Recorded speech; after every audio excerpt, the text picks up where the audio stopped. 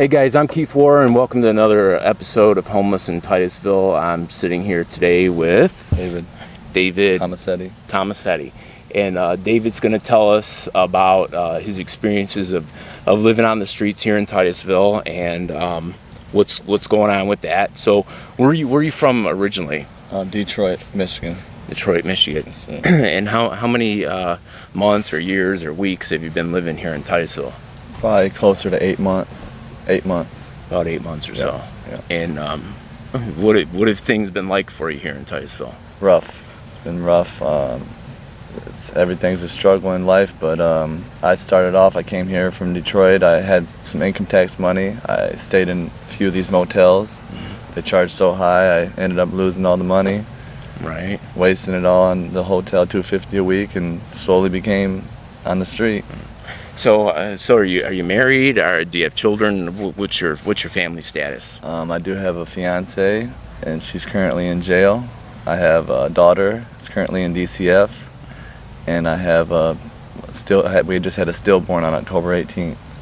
October 18th of 2015 of this year. And what is your girlfriend in jail for right now? Trespassing. Trespassing. Yeah. And where was she trespassing? What was she doing exactly? She was panhandling, asking for change and money, whatever, and at Searstown Mall. And they trespassed her from Searstown Mall, and then she walked through Searstown Mall, and they seen her walking through, and they arrested her on the spot. So she got the trespass warning, and then it was like the same day she was about a week. Seen. So about a week, and she was seen on the property again doing that. I'm not sure. I don't know what the problem is with asking with panhandling. I would think free speech is covered. I do know that the times that I've seen it, the actual charge or crime is impeding traffic. Supposedly you're slowing down traffic or something when people come out and give you $1 or something, right. That you're slowing down traffic. So tell me a little bit about how you grew up. Did you come from a family with money, or is this experience new to you, being homeless? Or yeah, well, I grew up. My father had an addiction, and I crossed all across the country. Probably lived in 18 states. I switched schools every other month. Went to 300 plus schools. Lived in U-Haul trucks, shelters, food from churches, Christmas presents from churches. The whole. It's been like this pretty much my whole life. Wow. Yeah. And what are you kind of doing to, I guess, make sure that isn't your future? To be honest with you, I'm trying to look for something like a higher power type of, like, to be honest with you, I don't really know where to turn.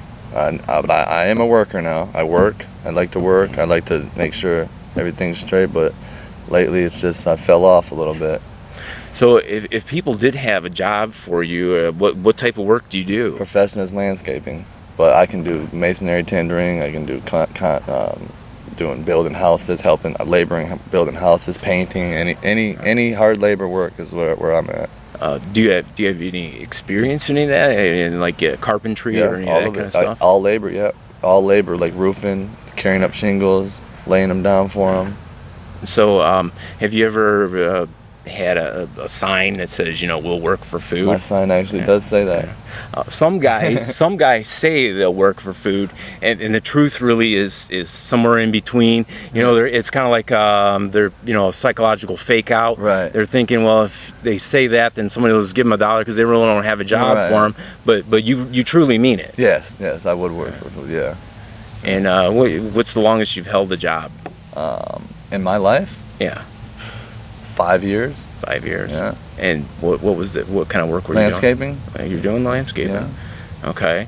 And you were doing that up in Michigan? Yes, sir. Yeah. So I know up north it's more seasonal because of the snow and stuff like that. When the snow comes, we shovel it. Right, and plow and stuff like that. So what kind of work have you found here? I did work at a landscaping place here, JB's Landscaping. You did? Yeah, I worked there for a while, and then I just didn't go in because they were paying me $8 an hour to walk from Titusville all the way to 95 with a weed whacker, and it wasn't worth. I'm experienced. I know what I'm doing. I'm not going to work for that. It was pretty rough. Wow. At the time, I did live at the Three Oaks. I lived at the hotel, and I had a little bit of money, so it wasn't that need. Now I'd go back right now and I'd work for him for $8. Right.